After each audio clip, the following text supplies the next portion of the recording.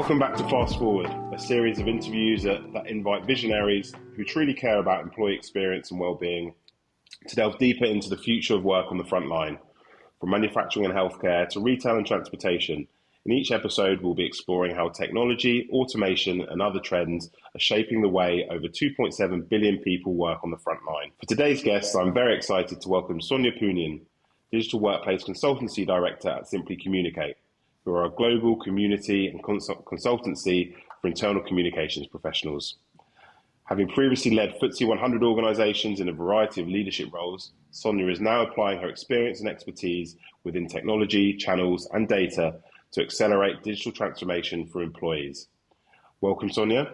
Thank you for joining us today. Thanks, Luke. It's awesome to be with you today. Just to kick us off, I'd love you to expand a little bit on what it is you do at simplycommunicate, because it really is very groundbreaking stuff in terms of how you're innovating internal comms with some of the world's most recognised brands. Yeah, absolutely, Luke. So here at simplycommunicate, we essentially sit at that intersection between internal communication and technology. And we're really digital workplace transformation specialists, ultimately bringing the tech together with internal communications. We've got a simple mission. Essentially, we just want to improve every employee experience through effective human and digital communications to really ultimately drive that overall workplace engagement. I think what we've seen over the past few years is actually the evolving of the employee experience to being more than just internal communications, to be more than just sat with one function. I see HR, the whole of the organisation now is looking at employee experience as a differentiator in how they competitively operate as well. And where we really work with clients is looking in particular at their digital communication channels, looking at how they reach their employees and really working with them to understand how better to use technology to do that, how better to use data to do that as well, and how better to basically use the latest trends to help them reach their frontline better. And we work with a range of organisations, so we've got leading banks with over 260,000 employees to food and catering providers, all the way through to reg and government organisations, to really assess and look at their digital workplace today, their channels that they're using, their communication that you're using, to see what's working today, and actually then go on to implement these new communication platforms, working with kind of the latest kind of vendors in the space as well. In particular, we're Microsoft Viva partners as well, but there's a host of different platforms as well that we're working with to really transform and elevate that employee engagement. And it's about starting with the employee as well. And I know we're going to touch upon my kind of career history as well, but really treating it as that employee experience as well, putting them at the heart of all of this and how to really reach and connect them. Awesome. Thanks, Sonya. Yeah, as I say, really, really exciting stuff. What you're all doing at simplycommunicate. So definitely check it out if you're not familiar with their work. So as you're fully aware, we're seeing a lot more organisations beginning to recognise the importance of prioritising their digital experience for their deskless employees, as much as it seems they have been doing for quite a few years now for people like yourself and myself, Sonya. More information workers, and I guess. One of the main reasons for that is because the impact that it's having by not having a digitalized experience for those employees on the performance of the business. So I think I was reading a Forbes Insight Microsoft survey recently, which found that that 31% of organizations that have the highest degree of digital connectivity and empowerment involve more than 75% of their frontline workers within that. And actually those organizations saw more than 20% growth over the previous year.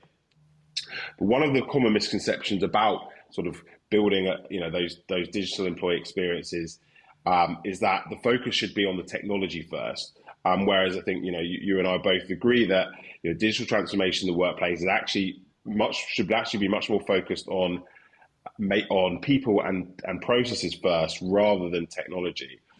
Now, throughout the course of your 10-year career at companies such as BT and EE, you've launched a series of high-profile products which have successfully reached millions of end users. Drawing from that experience, what do you think is the key to successful adoption of new technologies, especially when we're talking about deskless workers? Yeah, I think, with great product design, with great technology design or system design, I think, there's probably two or three key things that I'd say. The first is start with the user. So start with actually who is it that this is going to serve, this product, and what is it problems is it going to solve for them? How do they want to use the product? Do they want to use the product? There's a lot of misconceptions that actually we think that, when a product goes to market, it's product led. Always flipping that over into being actually user led, customer led, problem led, because ultimately a piece of a product, a technology program will fail if it's not adopted, if it doesn't achieve the transformation that we want it to achieve, because actually people didn't want to take the product or didn't want to start using the tech. I think the other piece is there's kind of two other key things is simplicity. So there's a lot of complexity that we can offer. There's a lot of these platforms and a lot of products that actually can be very complex. And the key is to distill it down into making it simple, easy to use, whether that's for customers, whether that's for employees, whether that's for kind of the internal customer, which is kind of using the platform or product for a different purpose. That simplicity is really important. And then the final thing I'd say is value. And, there's that, if you buy a bottle of water at an airport, it's always got that premium because the value you associate to something is much higher there. So the value is with the person as well. And ultimately, we all want value for money. And if we can assign value to something, it's simple and it is solving my problems, then my propensity and my willingness to uptake and to use the product, to adopt it, to change it, that'll be much higher than if I don't start with those three core areas. Yeah, that's a really great analogy, Sonya. Have you seen a sort of disparity between adoption of technology in organizations that have a predominantly frontline workforce versus, say, organizations which are predominantly sort of information workers, through your sort of experience over the years? Yeah, absolutely. It's a great question, Luke, because it's not necessarily a disparity between the two, but it's actually understanding how they're going to adopt and take the technology in a different way. And what I mean by that is the frontline are notoriously more difficult to reach. It's not as if, they're stuck at their laptops. Some of them don't have kind of handheld devices. They don't have access. They're kind of coming to work. And also there's not a propensity to want that connection with the business. But the key thing for me is finding actually everybody can be engaged and finding that route to them as well. And what I mean by that is, what is it that they're interested in? Is it better, if they're out on the road to kind of use a podcast because, for example, they're not using devices as well? And it's finding those routes to reach the frontline employees that do exist within their day as well. That is just ultimately different to how, for example, you or I would be reached as we sit at our laptop every day. I'm sure many of us are kind of, either on Slack or Teams or whichever channel that we're using, and we can be reached much easier. I regularly have a conversation with many of my clients about a mix of frontline and desk-based workers as well. But ultimately, they all can be reached. They all can they do have their elements of engagement, even if, the least engaged do. It's actually what is engagement for them. It may be accessing their payslip.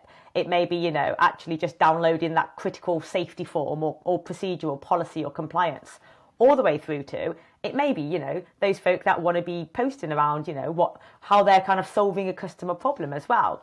What you can see here is what I'm touching upon is the different personas that we have, not just kind of across desk-based and non-desk-based, but also across different buckets of front lines. So, you could have a manufacturing floor, you could have a call center floor, you could have kind of, an on the road contingent as well. All with, similarities but slight differences around how to connect and engage with them as well. And that's just the lens that we need to think about when, we're either designing how to reach, if you think about, as a customer, for example, how best is it to reach you now that you've got an app, now you've got a mobile phone, now you can, your TV's connected, you've got a Ring doorbell, it's all connected as well, versus how best is it just to reach, that end employee as well, that actually isn't sat to their desk as well. But they do have different interactions and points with the company at different parts of their journey as well. And that journey, that journey mapping is something where I always like to start with my clients thinking about. And it's actually bringing that design thinking into actually these employee journeys that we're designing and thinking about when reaching the front line.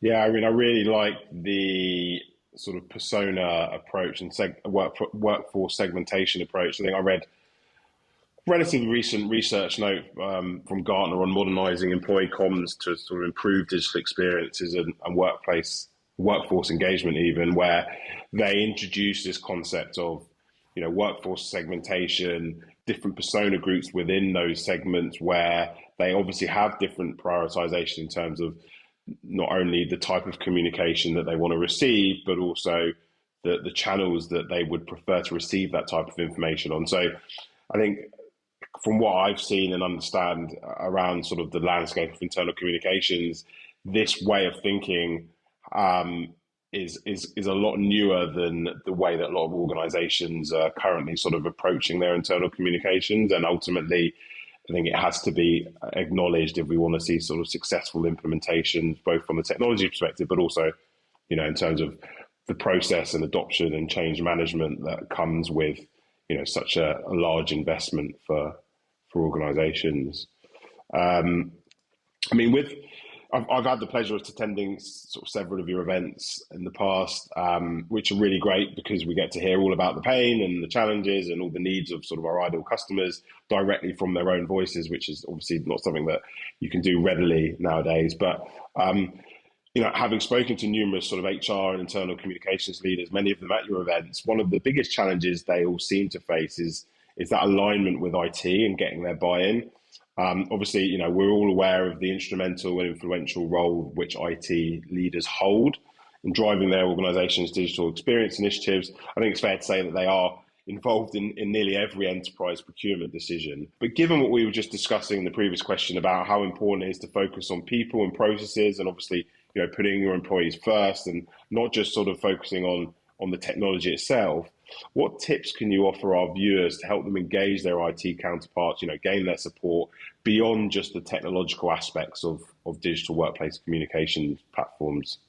Yeah, that's a great question, Luke. And that's something I spend a lot of time actually with clients on. And it's that engagement up front is so important. So you mentioned HR, IC, and IT, three really core groups that, when we work kind of in this area are really important to be engaged and working together. And, one of the biggest tips that I give is actually to talk in their language as well and help them understand how their role actually impacts what the rest of the organisation are feeling.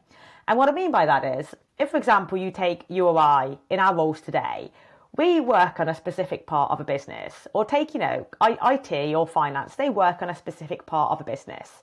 But what they don't necessarily always realise, because we're kind of so role focused, is actually how their role impacts the rest of the business in terms of from an experiential perspective.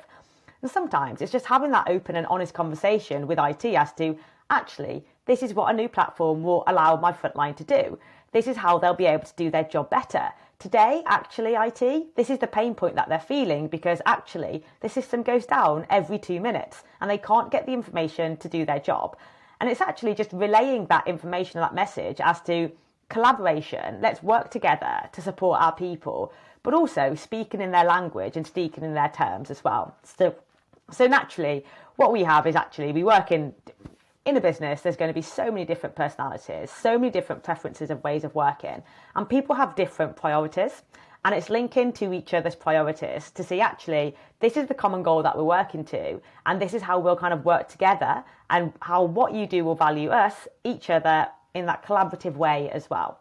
And things such as, even the terminology that I know it sounds kind of quite trivial, but terminology that you use in, technical debt, for example, that's accruing from, not doing something, systems outages, those key technical terms, which you can find when you speak with your IT, you can listen to kind of the phrases that they're talking about and actually understand how that all comes together. And that's ultimately where, the greatest leaders are within an organisation, is bringing the different teams and different priorities together. And, when we take a bit of a step back into my role, this is why my background is marketing and customers, and I've done large scale kind of product launches, digital transformation programs. But this area, kind of the employee experience, introducing platforms, introducing technology, it changes how people can do their job. It changes how you and I can do our job. It changes how IT do their job, IC do their job, and how they feel about the company, and how they feel at the end of the day when they're not frustrated because something kind of goes down. And ultimately, if you bring it back to those reasons and those terms, that's why this area excites me so much. that's what actually, nobody can deny the importance of this area in employee, how they're feeling, how they're able to communicate, how they're able to interact. I think we've seen, over the shift of the past kind of, few years, but also how we want to work has changed, how we feel about work has changed, and the business has to respond to that. So I always say, bringing it back to actually what it is in layman's terms, that working with IT, what it is IT can actually do and how it can change and influence how the business feels rather than just a piece of technology. That is one of the most powerful ways of actually, this is the change and the real output and change that we'll be able to drive. Thanks, Sonia. I mean, that's really insightful. Definitely, one of our challenges is helping our sort of main sort of champions in terms of the value we can bring to the business, typically, which sits on, the business side in terms of HR, internal comms, operations, who need screens to be effective for their, information sharing, aligning that with the priorities and importance that IT place on the same sort of technological investments, given that they've got such a broad spectrum of technologies under their remit. And I guess trying to humanize, in fact, that the value of what we do in a lot of our internal comms applications is pretty much all about sort of, humanizing technology to get maximum adoption and maximum impact. So I guess that can get lost in the myriad of different sort of technological investments that IT have a remit for. So yeah, it makes total sense to try and bring that. Yeah, absolutely, Luke. Absolutely. And as internal communicators, we're storytellers, right? That's, one of, the campaigns are fantastic. The stories are fantastic. And it's actually just flipping that lens onto this part of the role and bringing kind of others on that journey with you as well.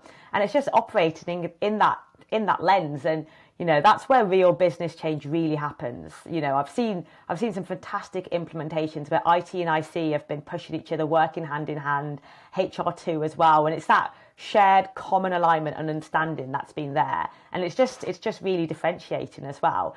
But it's a lot easier than people think. It's actually, knocking down the barriers that people think that there are. And, one final tip, what I'd always say is kind of, look at the KPIs of the business. Look at top-down KPIs, and if you can get your hands on kind of middle KPIs, any other KPIs, because that's when you can really understand the way that a business unit is, what are their priorities, and then how does what we're doing relate to those KPIs as well. And it's actually just thinking like expanding and thinking a little bit laterally as well. I think, we always can, guilty at not stepping back and seeing the bigger picture, but actually, like, a business is set up into different business units for a reason, because it ladders up. And therefore, if we can ladder up kind of at lower parts of the organisation, that's where we can see actually working towards that common goal. That leads in perfectly to the next sort of area I was keen to discuss, which again was another recurring theme that I've heard bound around at many of your events, which again is quite clearly one of the biggest challenges that sort of internal comms leaders face, and that's all about measurement and ROI from their technology investments into digital workplace applications, whether that be an intranet, an employee app, or digital signage. Now, I'm aware there isn't a silver bullet, obviously, for measurement and ROI, and it's a huge topic, and we've only got a few minutes to discuss it today. But from your experience, you just touched on it there a little bit. But what is the best way to go for organisations to measure the success of their technology initiatives into sort of digital workplace applications, and what are the key metrics you think they should be tracking to ensure that they're achieving their desired outcomes, or they're on course to achieve those desired outcomes? Yeah, absolutely. It's a great question. And actually, we've just finished doing a business case for an organisation over 420,000 employees on this very point. What is the ROI? And, again, it's always worth stepping back a couple of steps actually with ROI and thinking, what are the business's KPIs, and what is it, and how does it link to the strategy as well? So it's that, the storytelling, the directional element of making, the kind of platform that we're working with link into the strategy as well. But then from a harder metric perspective as well on ROI, it's always worth breaking down into, firstly, what are the substitutional costs as well? So every piece of technology has a CapEx spend as well. By replacing a piece of technology, what it actually is the price differential that you get from not only today as that hard kind of replacement, but actually, you know, the cost of failure that's happening with an existing piece of technology. What is the cost of that downtime? What actually is it, the actual support that's needed from a time, from an FTE kind of a resource perspective as well. So really actually go into town on the substitutional piece. Firstly, just from that piece of technology. So before you even get to the benefits, if you're to introduce this new platform, introduce, you know, some new signage or kind of another piece of tech, what is it replacing, and what are those kind of hard replacement costs from a today, from a future perspective, from a support perspective as well? Because sometimes what you'll find is, you know, in organizations, there's different applications that have been introduced by different parts of the business to do the same job. And it's not until you do this exercise that you actually bring them all together, and that number can stack up immediately. So, for example, you can say, actually, year one, you can see that you've already saved almost, you know, half of the amount that you've got to kind of spend on this new piece of technology or this new platform, and that's purely through substitution or cost, and that's cost of the new platform itself and from retiring it all. And what I would say, also think around, you know, technical debt is something that is really important, that we also really work through with our clients. And it's that technical debt that will just accrue if you do nothing and keep that old platform there in that first instance. And, you know, it's only going to degrade. It's only going to get more complex. You're going to have system outages. People aren't going to be using it to do their job as well. And it's really taking that apart into pieces as well. And that's kind of step number one. So the substitutional cost that you've got there of the CapEx itself. And then number two, in terms of actually, where are the other benefits as well? And benefits, it's always difficult, and it's always kind of, you know, people will always stress test these benefits and the ROI, but ultimately it all has to be there. It's a big cost, it's a big investment, and you want to make sure that actually you are getting that return, not just from the investment in terms of hard numbers, but from actually how kind of the softer benefits that you wanted to get with it, like how people can do their job, because that then comes to productivity. And what we did, for example, with this particular client is productivity is, you know, looking at the hours and looking at how much time it's spent to do certain tasks today. And, you know, using kind of that communications platform today, very easy to see kind of the amount of time that would be saved by actually introducing processes or introducing the workflows that automate all of that activity that used to be manual as well. And that can then very quickly, so the productivity savings that you can get from, you know, a task that would take X amount of time to Y amount of time, and that differential there can, you know, easily become a figure. And what I would say is, you know, it's easy for listeners, and I'm also, you know, always stress testing things. It's actually them being sensible and saying, you know, okay, that's number of hours, but X% of that time, you know, we have kind of a figure that we use, and Forrester use it as well, that is converted into productive hours, that predictive hours that could be spent on something else as well. Because, you know, if you gave me or you know, 100 hours a week or back on hypothetical time or whatever, you know, only X amount of that time would be spent on more productive work as well. So you've got the productivity piece, but you've also, you know, coming more and more into this space as well is retention, is, you know, the employee value proposition, all of this attractiveness of, you know, the cost of recruitment. It takes 6 to 9 months of a person's salary to replace them.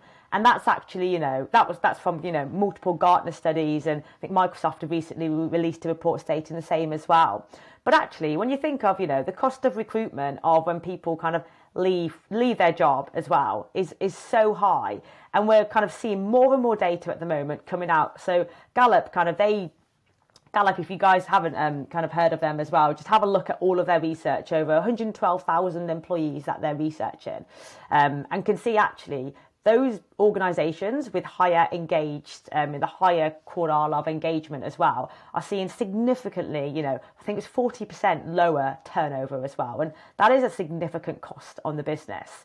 And that's where actually you can see working closely with your counterparts of, you know, HR and IT, and it becomes a business-wide program, an operational lead program as well, to actually get the benefits that you're seeing from there. So, those are just two kind of areas. Productivity, you've got the retention space as well. You've got technical debt, substitutional cost as well. But there are many more that we go through with clients as well. And it is there as well. It's just making sure that it comes together. But what I said at the start of this question is it links to the story as well. And that story and the strategic goals and bringing those together. Awesome, Sonya. I mean, a lot to unpack there. I think, the main takeaways really, and also a way that we're trying to approach sort of helping our sort of new customers is getting them thinking about a lot of those sort of KPIs as early on the journey as possible, because I think a lot of people get carried away with the functionality and the features and how they're going to use a technology, whereas really they don't necessarily have an understanding sort of collectively. We're talking and sort of maybe thinking about more about IT. Are you aware about what your employee NPS score are? Are you aware of the cost of churn in your business because you've had X% of your employees leave the role within the first 12 months? Are you aware of the cost implications of not having a productive workforce because they can't get the information they need at the right time? So, and even on the health and safety side of things, how many health and safety claims did you have last year which were caused by, poor communication of hazards? I think that was the second highest citation for workplace hazards last year, was around poor communication of hazards in the workplace. So I think bringing it back to, understanding that, and then really that informing the processes and the approach to the technologies that you're using to then obviously ultimately bring down your technical debt, but sort of then try and improve on your engagement and reduce your churn rate, etc. Super important. And then it becomes much more of just a sort of tick box for IT in terms of sort of a technology, another technology that they've got to sort of give their stamp of approval on to really sort of moving the needle on organisation-wide sort of priorities, which I guess historically internal communications hasn't necessarily had or being regarded as something that can influence such, highly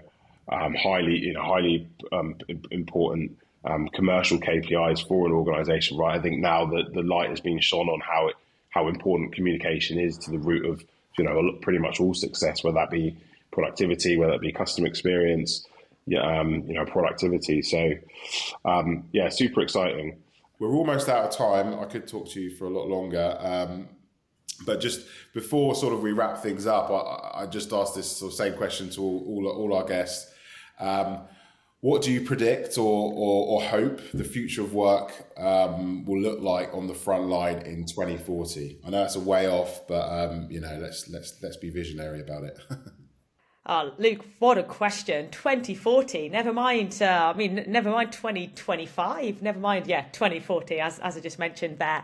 I mean, what we're seeing of the profession and the future of work is that it's rapidly evolving so quickly. And we've seen a change and enhancement in technology. So we've got the likes of digitization, we've got the likes of AI, but the pace as to what the pace as to those changes and what's happening is just going exponentially quicker and quicker.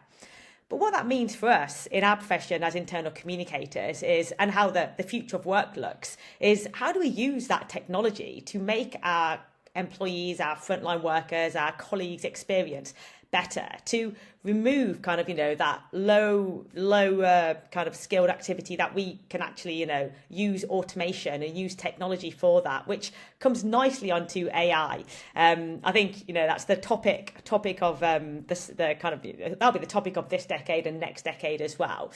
But ultimately, when we think about AI and what it's been doing with our profession, is it's already been here to an extent in the terms of predictive AI. So we've got actually, how do we use data to reach an employee in a certain channel quicker and better than, just relying on one cascade and one channel out. The step change to predictive AI, and another one that is coming is interactive AI, which is developing at the same pace, but we hear more around, generative AI at the moment. But the step change to that is essentially, one of the biggest revolutions that will happen for our industry, because it's all centered on creating content. So including audio, code, images, text, simulations, videos, everything, to essentially internally communicate and, create that new content using technology versus the human as well.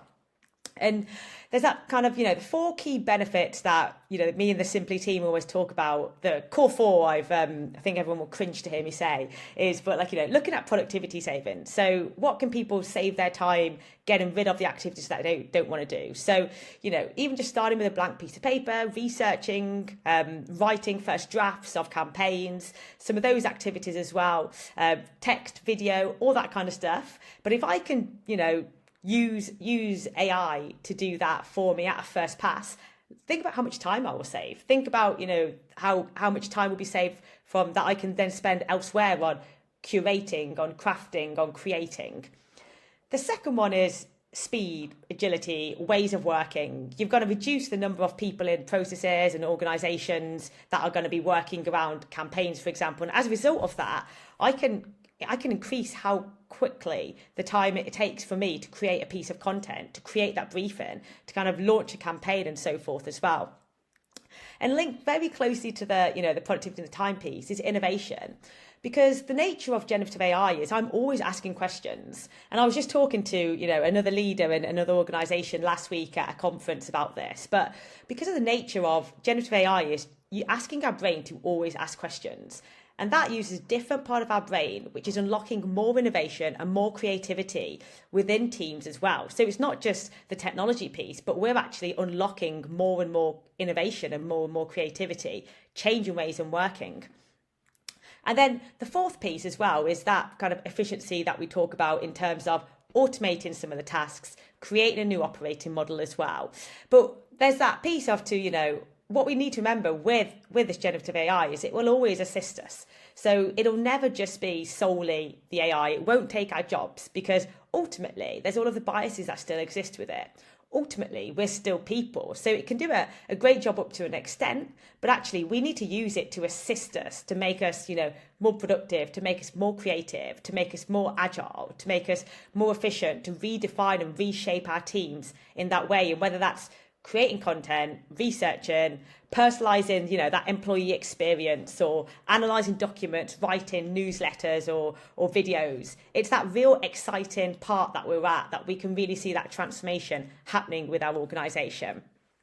And I'm working with organisations at the moment that are adopting this approach. It's, running towards it versus just letting it pass you by, because we can't afford to do that. Organisations have to take a stance and have to kind of move proactively and use these tools, because I'm putting it honestly, comms teams already are, Luke. They're already using these tools, and whether it's personally and they have their licenses and they're using it. I've got other organisations that have introduced new policies, which is fantastic, thinking about governance, thinking about operating model, really thinking how to unlock that added value that this technology will begin. Because at that top level within organisations, they can see the transformation that is happening within their organisation. And it's about that filtering through and how we kind of take that by, the scruff of the neck within internal communications as well, which will ultimately define and transform that future of work, making us, more engaged, making us more productive, making us, work better together as well. So I don't know if that's giving you the 2040 answer, but I think, even as much as 2030, Luke, I can see, things rapidly increasing, and us actually, having that open, the growth mindset, learning, testing, trying the different tools as well. Asking more questions as well, targeting the questions that you're asking, and having that governance and that framework and that approach is really going to be core to leapfrog and build and, really lean into this new technology. Yeah, it's exciting and scary at the same time because of how quick it's evolving. But we've got a few ideas at ScreenCloud about ultimately how we're going to embed it into our platform that is only going to make the lives 10 times easier for both the people that are using, the tools, but also transforming the experience of the people at the other end who will receive, richer information that's more relevant to what they need when they need it. Yeah, thank you very much for your time, and I hope to speak again soon. Brilliant. Thanks for having me, Luke. It's been great to be with you.